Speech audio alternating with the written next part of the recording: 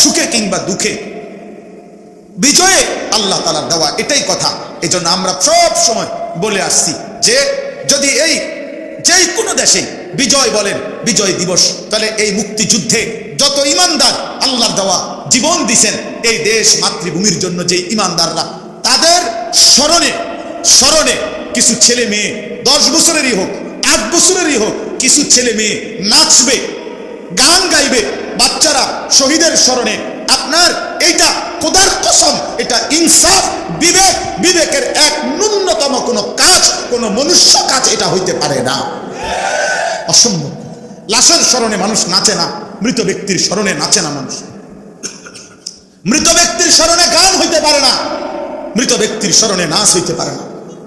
মৃত ব্যক্তির স্মরণে দোয়া হইতে পারে, মৃত ব্যক্তির স্মরণে সিজদা হইতে পারে, মৃত ব্যক্তির স্মরণে আল্লাহর কাছে তার জন্য জান্নাতের উচ্চ মাকাম আশা করা যাইতে পারে, এটা চাওয়া যাইতে পারে। কিন্তু আমার বাবা মনে করেন মৃত্যুবরণ করছে, মানে আপনারা আমার বাবারে ভালোবাসা নাচের আয়োজন করছেন, এটা বুঝি কথা হইল?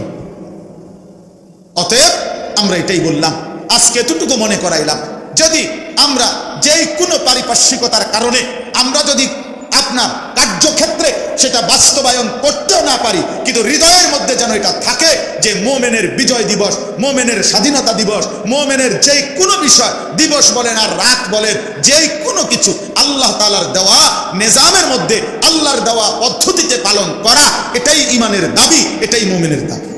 অতএব আজকে আমরা আমার এই মাতৃভূমির জন্য যে সমস্ত ইমানদার জীবন দিয়েছেন, তাদের প্রত্যেককে কৃতজ্ঞতার সাথে স্মরণ করে আমরা তাদের জন্য মাফ চাই। আল্লাহ যেন তাদেরকে মাফ করে দেয়। আর পৃথিবীর সবটা যদি ভোগ করে, এরপরেও সে ঘৃণিত। বেনামাজি যদি 3 বেলা বিরিয়ানিও খায়, এরপরেও এটা ঘৃণিত। যার কপালে সেজদা নাই, সে যদি পৃথিবীর 100 ইউনিভার্সিটি থেকেও ডক্টরেট করে, ওই মূর্খ, নাদান। কারণ ওই সবগুলো সার্টিফিকেট দিয়ে সে উপার্জন করে, দুনিয়া রোজগার করে। অথচ কোনো সার্টিফিকেট ছাড়াও বহু মানুষ দুনিয়া রোজগার করে, পয়সা কামাই করে। তার আপনি বেশি কি করলেন? আপনি বহুত কিছু কইরা, আপনি বেনামাজি, ওই বেটাও কিচ্ছু না পইরা বেটাও বেনামাজি, বাকি বাত মাস বিল্ডিং দালান তো দুজনেই করতেছে। শিক্ষিতের বাড়িতে যেমন সোফা আছে, মূর্খের বাড়িতে এর চাইতে দামি সোফা আছে, তাই এই জন্য বললাম ঠিক আছে, এটা মনে রাখবেন, একজনই বুঝে। প্রতি কদম একজন মুসলমানের, আপনি স্কুলে পড়েন আর কলেজে পড়েন আর মাদ্রাসায় পড়েন, আপনার প্রতি পদক্ষেপ ভাবা উচিত। বিশেষ করে মোবাইলের আসক্তির এই যুগে নওজোয়ান, আলেম, উঠতি বয়সের কিশোর যুবক ছেলেরা, বাবা, প্রতি পদক্ষেপ ভাবা উচিত। আমি এটা কেন করছি? আমি এটা কেন করব? আমি গাড়িটা কিনলে উঠাবো? আমি এই ছবি উঠাবো কেন? আমি এই মোবাইল নিয়ে 24 ঘন্টা পড়ে থাকবো কেন? এটা প্রয়োজন হইতে পারে, বড় মোবাইল, হ্যাঁ ঠিক আছে, প্রয়োজনকে প্রয়োজনের জায়গায় ব্যবহার করেন। আমার গাড়িতেও বড় মোবাইল আছে, আমার কাছেও সারা পৃথিবী থেকে অগণিত মানুষ হোয়াটসঅ্যাপে অনেক কথা পাঠায়, বিভিন্ন জিনিস পাঠায়, বিভিন্ন পরামর্শ জানতে চায়। আমি এগুলো শুনি, আমার খাদেম এগুলো খবর রাখে, আমার বলে কারে কি বলা দরকার, কি করা দরকার, কার সাথে কি উত্তর দেওয়া দরকার, এগুলো বলে দেই। আমার 2 জন ছাত্র আছে আলেম, ওরাও এগুলা করে, আমার জানায়। ঠিক আছে, প্রয়োজনে। কিন্তু সারাদিন পাগল ছাগল, মানুষ, গরু, জিন, ভূত, সাপ, বিচ্ছু, কুকুর, বিড়াল, সিনজি, অটো, যেটা পাইলাম আমি, মাহফিল, প্যান্ডেল, গান, বাজার, সদাই, অ্যাক্সিডেন্ট, সব কিছু ছবি উঠাইতে হইব, ভিডিও করতে হবে। এটা অসভ্যতা ছাড়া, মূর্খতা ছাড়া, আহম্মক বেওকুফ ছাড়া আর কারো কাজ হইতে পারে? এটা অপদার্থ মানুষের কাজ হইতে পারে। আকামলা মানুষ, জীবনে যার কোনো কাম নাই, জিন্দিগি যাদের কোনো লক্ষ্য উদ্দেশ্য নাই, জীবনের যাদের কোনো স্বপ্ন নাই, জীবন নিয়ে যাদের কোনো ভাবনা নাই, যাদের কোনো গন্তব্য নাই, যাদের কোনো যাওয়ার ঠিকানা নাই, শেষ পর্যন্ত কোথায় যাবে জানে না জানে। আল্লাহ তাআলা বলছে, মুমিন তুমি তোমার হিসাব ঠিক রাখো, তুমি মনে রাখো আজ পৃথিবী আমার, আগামীকাল আখিরাত আমার। আজ পৃথিবীতে আমি থাকতে দিছি, আগামীকাল আখিরাতে আমি ফিরিয়ে নেব। আজ দুনিয়ার সব আমি দিছি, আগামী দিন আখিরাতে আমি সব হিসাব নেব। আমি বান্দা ছাড়ো, এই পৃথিবীর মা বাবা, এই পৃথিবীর সবাই তোকে ছাড়তে পারে বেঈমান, আমি আল্লাহ ছাড়ব না, আল্লাহ ছাড়ব না। কোন পাপীকেই, আমাকেও না, আপনাকেও না, যুবককেও না, বৃদ্ধকেও না, কোন পাপীকেই আল্লাহ ছাড়বে না, ছাড়বে না। ফাওয়ারাব্বিকা লানাসআলান্নাহুম আজমাইন। আল্লাহ বলেন কসম বান্দা, আমি কিন্তু সকলকে জিজ্ঞেস করি, কসম করে বলছেন ফাওয়ারাব্বিক, আল্লাহ বলছে কসম করছি আমি জিজ্ঞেস করব, আমি ছেড়ে দেব একটা একটা সেকেন্ড, আমি আল্লাহ ছাড়ব না। আমার দেওয়া এক একটা ঘন্টা আমি হিসাব নেব, আমার রাত, আমার দিন, আমার সকাল, আমার দুপুর, আমার বিকাল, আমার আলো, আমার অন্ধকার, আমার দেওয়া রিজিক, আমার দেওয়া খাবারের লোকমা, আমার দেওয়া এক এক ফোঁটা পানি, প্রতিটা নিঃশ্বাস, হৃদয়ের প্রতিটা স্পন্দন, হার্টবিট, আমি হিসাব নেব। হিসাব কি ভেবেছো বান্দা? তোমার এমনি বানাইছে? আফা হাসিবতুম আন্নামা খালাকনাকুম আবাসা, তোমরা কি ভেবেছো আমি আল্লাহ তোমাদেরকে অনর্থক বানিয়েছি? ও আন্নাকুম ইলাইনা লা তুরজাউন, তোমরা কি ভেবেছো আমার কাছে তোমাদেরকে ফিরতে হবে না, আসতে হবে না?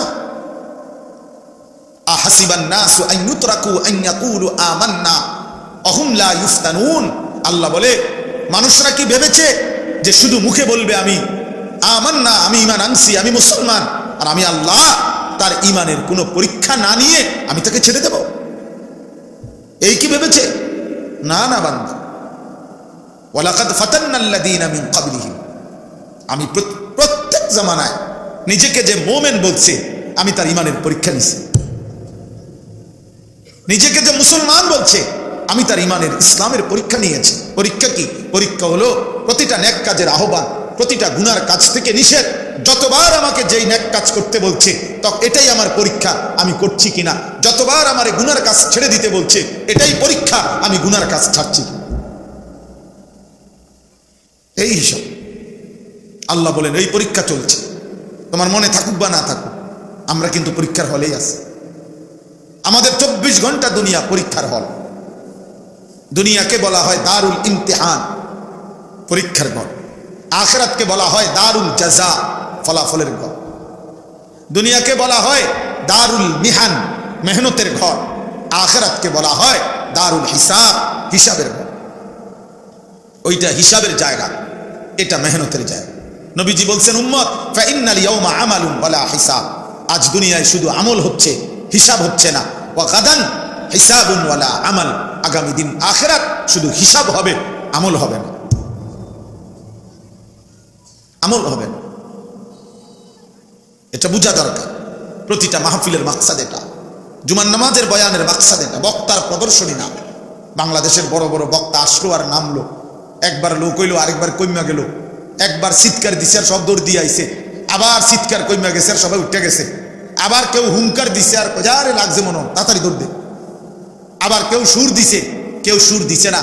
তো এইটা কোনো মাকসাদ না, এটা কোনো অর্জন নয়। কোন বক্তার জনপ্রিয়তা দিয়ে আব্বা আপনাদের কোনো ফায়দা নেই। কোন বক্তাকে সারা পৃথিবী চিনে তো আমনের কি চেনে, উনারে না চেনে আপনি লাফান কিনতেন, আপনি কিনতেন ছবি উড়ান, আপনারে চিনে না তো মানুষ, আপনি হুদা ছবি উড়ান কিনতেন, চিনে আরেকজনের আপনি ফালান কিনতেন, আপনার লাভ কি? উনার কি লাভ?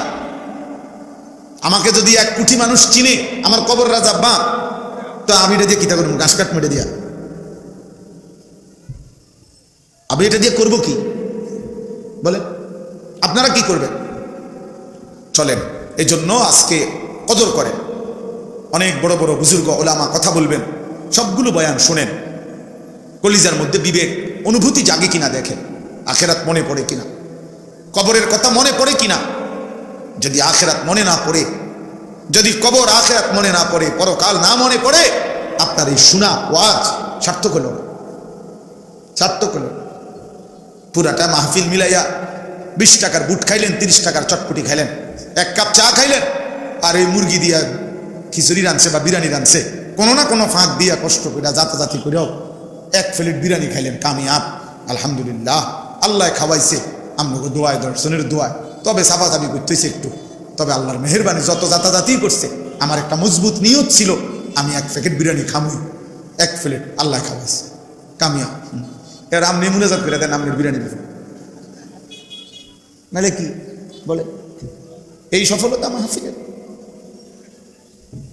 আল্লাহ আমাদেরকে মাফ করে দেন। দেখা চাই আখিরাত মনে পড়ে কিনা, আখিরাত মনে পড়লো কিনা।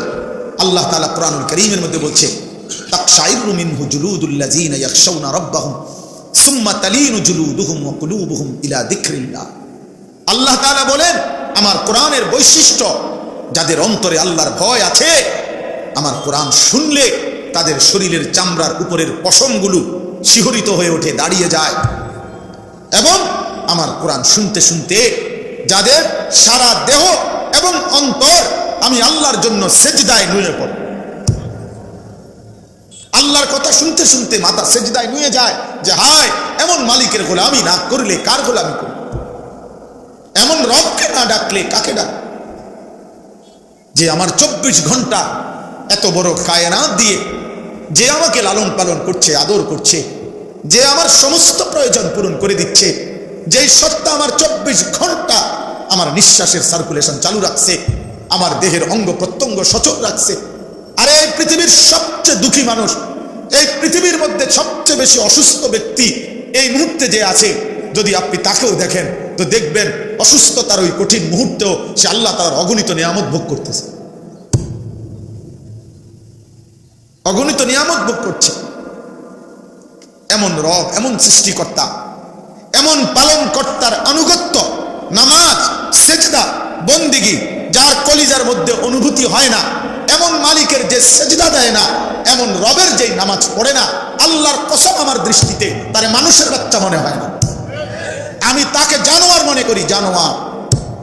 এজন্য আমি বললাম, এটা আমার ফতোয়া, বেনামাজিকে আমি মানুষের বাচ্চা মনে করি না। আমার দৃষ্টিতে সে মানুষরূপী জানোয়ার ছাড়া আর কিছু না। মানুষরূপী চতুষ্পদ এক জানোয়ার, যেই জানোয়ার বুঝছে জীবন মানে চতুষ্পদ জন্তুর মতো দুনিয়া ভোগ করা, পেশাব পায়খানা, খাদ্য খাবার, যৌন চাহিদা পূরণ আর ঘুম। যদি সেই মানুষ হতো, আল্লাহ তাআলা মানুষকে, আল্লাহ কোরআন সুন্নাহর মধ্যে আছে, আল্লাহ বলছে আখরাজাকুম মিন বুতুনি উম্মাহাতিকুম লা তা'লামুনা শাইআন। বান্দা জানো, আমি আল্লাহ তোমাকে মায়ের পেট থেকে যেদিন বের করেছি, এই সৃষ্টির কোনো কিছু, কোনো জ্ঞান, কোনো কিছু তুমি জানতে না, কিছুই না, কিছুই না। আমি আল্লাহই প্রথম দিন থেকে, আমি আল্লাহ তোমার সমস্ত আকল, বুদ্ধি, বিবেচনা, আকল, আলো, অন্ধকার, রোদ, বৃষ্টি, মা, মায়ের বুকের দুধ, তোমার কান্না, তোমার হাসি, তোমার চাহিদা পূরণ, তোমার প্রয়োজন পূরণের জন্য যখন যা দরকার, প্রতিটা বুঝ, প্রতিটা আকল, প্রতিটা মেধা, প্রতিটা যোগ্যতা আমি আল্লাহ দিছি, আমি আল্লাহ দিছি, আমি আল্লাহ দিছি। তুই কিছুই জানতি না বান্দা, আমি দিয়েছিলাম, আমি দিয়েছি, আমি আল্লাহ তোকে শিখাইছি। দাঁতবিহীন শুধু মাড়ি দিয়া, মাড়ি দিয়ে, দুইটা মাড়ি, এটা দিয়ে তোর মায়ের বুকের দুধের, বুকের স্তনে চাপ দিয়ে ধরো, আমি তোমার জন্য বিশুদ্ধ পবিত্র দুধের ইন্তজাম করে দেব। আল্লাহ বলেন, এটা আমি শিখাইছি। কোন মা কেমনে বলবে তার বাচ্চাকে যে তুমি আমার বুকের দুধ, বুকের স্তন চেপে ধরো? ওই বাচ্চা তো বুঝবে না, মা বললে তো বুঝতো না। এই পৃথিবীর কোন শিক্ষিত ব্যক্তি বললে তো এই বাচ্চা এটা করলে বুঝবে না। আল্লাহ বলে, তোমরা পারতা না বুঝাইতে, আমার বান্দা আমি বুঝাইছি, আমি বুঝাইছি। ওর এই ছোট্টবেলার মায়ের কোলের সব প্রয়োজন পূরণের জন্য কাঁদতে হবে। কাঁদলে তোর মা আসবে, কাঁদলেই তোর মা দুধ দিবে, কাঁদলেই তোর মা তোর হাফ প্যান্ট বদলায় দিবে, কাঁদলেই তোর মা তোর পায়খানা পরিষ্কার করে দিবে। সব প্রয়োজন কান্না দিয়ে পূরণ করতে হবে। আল্লাহ বলেন, এটা আমি শিখাইছি। আজ সেই নিকৃষ্ট আমাকে চেনে না। তুই কিসের মানুষ বেটা? কিসের মানুষ বেটা? বেনামাজি তুই বেটা, তা আল্লাহকে চেনস না বেটা? অস্তিত্বের প্রতি সেকেন্ড যিনি দিছেন, জীবনের সব আয়োজন যিনি দিছেন, এই রং, ভালোবাসার পৃথিবীর এই রং, আল্লাহ বলে আমি দিছি এটা। ইন্না জাআলনা মা আলাল আরদি যিনাতাল লাহা। আল্লাহ কিছু আমি আল্লাহ সৌন্দর্যময় করে আমি বানিয়েছি, আমি বানিয়েছি। সাখখারা লাকুম মা ফিস সামাওয়াতি ওয়াল আরদ। আল্লাহ বলেন, আসমান ও জমিনের সব কিছু বান্দা আমি আল্লাহ তোমার জন্য অধীনস্থ করে দিয়েছি, আমি করে দিয়েছি। বাতাস যদি আমি অধীন না করতাম তোমাদের বিমান উঠতো না। সমুদ্রের ঢেউ যদি আমি অধীনস্থ করে না দিতাম, তোমাদের জাহাজ ভাসতো না। আমি করে দিয়েছি। ওয়াদাল্লালনাহা লাহুম ফামিনহা রাকুবুহুম ওয়া মিনহা ইয়াকুলুন। আল্লাহ তাআলা বলেন, চতুষ্পদ প্রাণী এগুলো আমি তোমাদের বশীভূত, অধীনস্থ করে দিয়েছি। ফলে তোমরা কোনোটা জবাই করে খাইতে পারো, কোনোটা বাহন হিসাবে ওইটার উপরে গাধা, ঘোড়া, খচ্চর, ওট এটার উপরে চড়তে পারো। আমি অধীনস্থ। আল্লাহ বলে আমি করেছি। ওয়াল খাইলা ওয়াল বিগালা ওয়াল হামিরা লিতারকাবুহা ওয়া যিনা ওয়া ইয়াখলুকুকুম মা লা তা'লামুন। আল্লাহ বলেন, ঘোড়া, গাধা, খচ্চর আমি আল্লাহই তোমার বাহনের জন্য আমি সৃষ্টি করেছি। আমি সৃষ্টি করেছি। ঘোড়ার পিঠে চড়তে পারো, বাঘের পিঠে চড়তে পারো না কেন? আমি অধীনস্থ, ওইভাবে সাজাইছি। আমি বন্টন করছি, সব সেটিং আমি করছি। চড়বা কোনটা বাহন, আবার কোন প্রাণী শুধু জিনা, সৌন্দর্য। আমার হাজারো বন্য প্রাণী, এটাই একটা সৌন্দর্য পৃথিবীর, ওইটাতে চড়তে হবে জরুরি। আল্লাহ আমাদেরকে বুঝ দান করেন। এই জন্য ভাই, এই জন্য বাবা, দয়া করে এটা বুঝতে শিখেন, ভাবতে শিখেন, ভাবতে শিখেন, ভাবতে শিখে একজন একজন করে ভাবেন। দুনিয়া এখান থেকে যদি আল্লাহ মনে না পড়ে, আমার হায়াত থাকতে যদি আখেরাত মনে না পড়ে, আমার বেঁচে থাকতে যদি আখেরাত মনে না পড়ে, খোদার কসম, আল্লাহ বলে, বান্দা আখেরাতে আফসোস ছাড়া আর কিছু হবে। আজই মনে কর, ওয়া আনিবু ইলা রাব্বিকুম ওয়া আসলিমু লাহু মিন ক্বাবলি আন ইয়াতিয়াকুমুল আযাবু সুম্মা লা তুনসারুন। আল্লাহ বলে, বান্দা আমি রবের দিকে তাওবা করে আমার দিকে এসে পড়ো, আমার দিকে ঝুঁকে আসো, আমার আনুগত্য, আমার বিধান তুমি মান্য করো। মিন ক্বাবলি আন ইয়াতিয়াকুমুল আযাবু, আযাব আসবার আগে আগে। তাফসীরে আছে, অর্থ হলো মৃত্যু আসার আগে আগে। সুম্মা লা তুনসারুন, মৃত্যু যদি এসেই যায়, মালাকুল মউত যদি এসেই যায় বান্দা, আর তোমাকে সাহায্য করা হবে। আল্লাহ বলে দিয়েছে। এজন্য প্রত্যেক পাপীর মৃত্যুই তার আযাবের শুরু। এজন্য আল্লাহ তাআলা মৃত্যুকেই পাপীর ক্ষেত্রে বলছে আযাব। এরপরে আবার বলছে, ওয়াত্তাবিউ আহসানা মা উনজিলা ইলাইকুম মির রাব্বিকুম। বান্দা আবারও বলছি, আমি আল্লাহর পক্ষ থেকে নাযিলকৃত আহসান, সবচেয়ে সুন্দর এই কথা কোরআন, একে তুমি আনুগত্য করো, অনুসরণ করো। মিন ক্বাবলি আন ইয়াতিয়াকুমুল আযাবু বাগতাতান ওয়া আনতুম লা তাশউরুন। বান্দা আবারও বলছি, হঠাৎ করে মৃত্যু আসার আগে আগেই, তখন তুমি টেরও করতে পারবে না কখন যেন মৃত্যু চলে আসে। হঠাৎ মৃত্যু চলে আসবে, সেদিন তুমি টেরও করতে পারবে না। অতএব এই তিন কথা আল্লাহ বলছেন, এক, গুনাহ থেকে তওবা করো, দুই, আমার আনুগত্য করো, আমার বিধান মানো, তিন, আমার কোরআন অনুসরণ করো।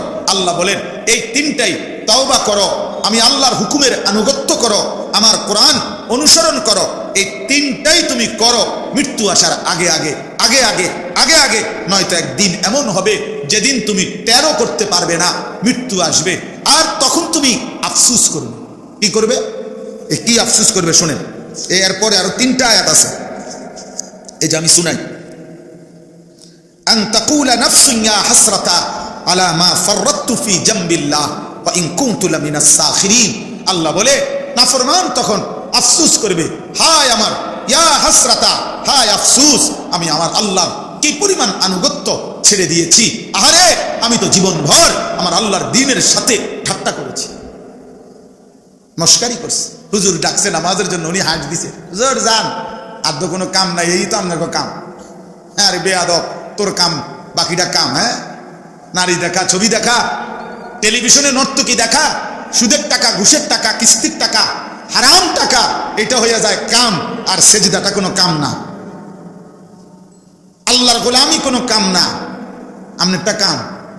মানুষের বেটি সাউন্ডটা কাম, টেলিভিশনের নর্তকী দেখা, এটা একটা কাজ। হ্যাঁ ঠিক আছে, করেন, আপনার কাজ আপনি করেন, অসুবিধা নেই, অসুবিধা নেই। আল্লাহ বলেন, সেদিন আফসোস করব। দুই, আও তাকুলা লাউ আন্নাল্লাহ হাদানি লাকুনতু মিনাল মুত্তাকিন। আল্লাহ বলে, নাফরমান বান্দা বলবে, আহা, আল্লাহ যদি আমারে দইরা জোর করে দুনিয়াতে হেদায়েত দিতেন, নামাজি বানায় দিতেন, সাপ দিয়া, ফেরেশতা দিয়া বাধ্য করিয়া হইল, তাইলে তো আজকে আমিও মুত্তাকি হইতাম, জান্নাতি হইতাম। এখন আল্লাহরে দোষ দিচ্ছে, আল্লাহ আপনি কামরা কি করলেন? আমি তো নামাজ পড়তে চাইছি না, আপনি ফেরেস্তা দিয়ে আমার একটা টানা সক্কনা দেওয়াইতেন, খিঁচতেন, যাতে করে ফেরেস্তা একটা খিঁচলে আমি যেন নামাজ পড়তাম, তাইলে না ভালো হচ্ছে। ফেরেস্তারে আপনি বলতেন যে তারে একটা লাথি দিয়ে ফাঁসাব, তে সেজদা দেয় না কেন? ফেরেস্তারে বললেন না কেন আল্লাহ? সেদিন আমার যদি ঘুষি দিত, থাপ্পড় দিত, লাথি দিত, আসার দিত মাথার তুইলা, তাইলেও তো ভালো ছিল, আজ তো আমি বেঁচে যাইতাম। আফসোস কর। আও তাকুলা হিনা তারাল আযাবা লাউ আন্না লি কাররাতান ফাআকুনা মিনাল মুহসিনিন। অথবা আল্লাহ বলে নাফরমান বান্দা বলবে, আল্লাহ ঠিক আছে, আমারে যদি আরেকবার দুনিয়ায় ফেরত পাঠাইতেন তাইলে আমি সবগুলো নেক আমল করে নেককার হয়ে পুনরায় কবরে আসতাম।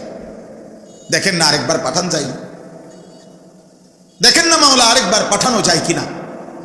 আল্লাহ তাআলা বলেন, বালা কাদ জাআতকা আয়াতি, হ্যাঁ বান্দা, আমি আল্লাহর পক্ষ থেকে আমার নিদর্শন, আমাকে মানার মতো, জাহান্নাম থেকে বাঁচার মতো, নেক আমল করার মতো, আখিরাত মনে করাবার মতো যাবতীয় উপকরণ আমি পাঠিয়েছি। আমি নবী পাঠাইছি, আমি রাসূল পাঠাইছি, আমি আসমানি কিতাব পাঠাইছি, আমি সাহাবা পাঠাইছি, আমি আউলিয়া পাঠিয়েছি, আমি উলামা পাঠাইছি, আমি ইমামকে দিয়ে বলাইছি, আমি খতিবকে দিয়ে বলাইছি, আমি আলেমকে দিয়ে বলাইছি, আমি বক্তাকে দিয়ে বলাইছি। আমার আসমানি কিতাবের মধ্যে আমি কোরআনে বলে দিয়েছি, আমার রসুলকে দিয়ে আমি 23 বছর বলাইছি, আমার বন্ধুর 1.25 লাখ সাহাবী দিয়ে আমি জমিনের মধ্যে আমার দ্বীন শুনাইছি। যুগে যুগে পৃথিবীতে ঘূর্ণিঝড় হোক, মহামারী হোক, টর্নেডো হোক, করোনা হোক, পৃথিবীর যত কিছুই হয়েছে গেছে, আমি জমিন আলেম থেকে খালি করি নাই, কোরআন থেকে খালি করি নাই, মসজিদ থেকে খালি করি নাই, আমার আওয়াজ আমি পৌঁছাইছি। বান্দা ফাকাদ্দাবতা বিহা, তুমি প্রতিবার মিথ্যা মনে করেছ। ওয়াস্তাকবারতা, নাফরমান সেদিন দুনিয়ায় অল্প কিছুক্ষণের কয়টা ভাত মাছ খাইয়া অহংকার গাদ্দারি করেছিলি। ওয়াকুনতা মিনাল কাফিরিন, আমি আল্লাহর নাফরমানি করে দুনিয়ার মধ্যে কাটাইছিলি। আজ আমি আল্লাহ তোকে মাফ করব না, আমি তোকে জাহান্নামে দেব। জাহান্নাম লা আমলা আন্না জাহান্নামা মিনাল জিন্নাতি ওয়ান নাসি আজমাইন, আজ আমি জাহান্নাম তোর মতো নাফরমান বেঈমান দিয়া আমি জাহান্নাম জিন আর মানুষ নিকৃষ্ট নাফরমান দিয়ে পূর্ণ করে দেব। এত কামখেয়ালি মনে করেন, বাতে তো খানা আর কিতা ফুলকপি আর পাতাকপি দিয়া আর কি।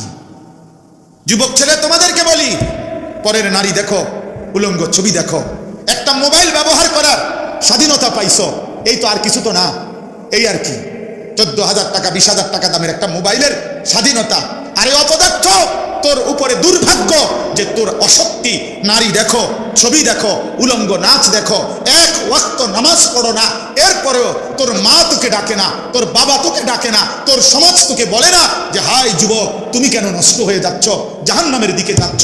এটা বদনসিব, বদনসিব, বদনসিব, তোর কপাল মন্দ মন্দ মন্দ বেটা, তুই দুর্ভাগা বেটা, দুর্ভাগা বেটা, বদনসিব বেটা, বদনসিব। হাজারো গুনার পরেও আহা তার কপালে একজন অভিভাবক জোটে নাই যে তাকে ফেরাবে। দুর্ভাগ্য তার, কিয়ামতের দিন সে কি পরিমাণ আফসোস করবে যে আহা মাওলা আমি যদি একজন নেককারের সঙ্গী হইতাম। ইয়া লাইতানি কুনতু মাআহুম ফাফুজা ফাওজান আযীমা। আল্লাহ বলে নাফরমান সেদিন বলবে, আল্লাহ আফসোস, আমি যদি একজন নেককার বান্দার সঙ্গী হতাম তাইলে আজকে আমিও তো কামিয়াব হয়ে যেতাম। আল্লাহ কোরআনে বলে নাফরমান বলবে, ইয়া ওয়াইলাতা লাইতানি ইত্তাখাযতু মা'আর রাসূলি সাবিলা। হায় আফসোস, মন্দ কপাল, আমি যদি রাসূলের আনুগত্য করতাম। আল্লাহ বলেন নাফরমান বলবে, ইয়া লাইতানি লাম আত্তাখিজ ফুলানান খলিলা। হায় আফসোস, আমি যদি অসৎ আর মন্দ লোককে যদি বন্ধু না বানাইতাম। ইয়াউমা তুকাল্লাবু ওয়ুজুহুহুমুন নার ইয়াকুলুনা ইয়া লাইতানা আতানা আল্লাহ ওয়া আতানার রাসূলা। আল্লাহ বলে জাহান্নামীকে জাহান্নামের আগুনে, ওফ, দুনিয়ার কড়াই আর উত্তপ্ত তেলের মধ্যে যেমনে মাছ, কই মাছ, তেলাপিয়া মাছ যেমনে এই পিঠ ওই পিঠ করে চাপ দিয়া দিয়া ভাজে, খোদার কসম আল্লাহ বলে নাফরমান তোর দুইটা গাল, তোর চেহারা জাহান্নামের আগুনে এরকম উলট পালট করে পোড়াইতে থাকবে। ইয়াউমা তুকাল্লাবু ওয়ুজুহুহুমুন নার ইয়াকুলুনা ইয়া লাইতানা আতানা আল্লাহ ওয়া আতানার রাসূলা। সেদিন নাফরমান প্রতি সেকেন্ড সেকেন্ড জাহান্নামের আগুনে চিৎকার করবে আর বলবে, হায় আফসোস, আমি যদি আল্লাহ এবং তার রাসূলের আনুগত্য করতাম, কত না ভালো হতো, কত না ভালো হতো। চলো বন্ধু, এজন্য বয়ান শেষ। আমি আসছি আমার ভাই আব্দুল সালাম ভাই, আমাকে বন্ধু মানুষ, একসাথে চলি ফিরি, তার মাদ্রাসা আমরা সব সময় আসা যাওয়া করি এদিকে। এই হিসাবে অল্প সময়ের জন্য আমি আসছি, আপনাদের কাছে দোয়া চাই, আল্লাহ যেন ওনার মাদ্রাসা কবুল করে। মাদ্রাসার জন্য জায়গা ফিকির করছে, আল্লাহ তাআলা যেন আরো জায়গা মিলায়া দেয়, আল্লাহ যেন আসান করে দেয়। আর যুবক ভাই বাবা সবার কাছে অনুরোধ করলাম, প্রত্যেকে মিলে এই এটুকু কথায় আপনাদের কাছে আমি এটা বুঝাইতে চাই, এটা বুঝাইতে চাই। দেখেন আমি যে আয়াতটা পড়ছি, এটার শুধু এই কথাটাই আল্লাহ বলছে, বন্ধু ইদা জাআ নাসরুল্লাহি ওয়াল ফাতহ। আপনি বন্ধু আজকে সেই 40 বছর থেকে আল্লাহ নবী সাল্লাল্লাহু আলাইহি সাল্লামের দাওয়াতের 21 বছরের কাছাকাছি সময় আল্লাহ তাআলা এই আয়াত নাজিল করে বলছে, বন্ধু আজ 21টা বছর আপনি কালেমার মেহনত করতেছেন, দ্বীনের মেহনত করতেছেন, মানুষকে আল্লাহর দিকে ডাকছেন।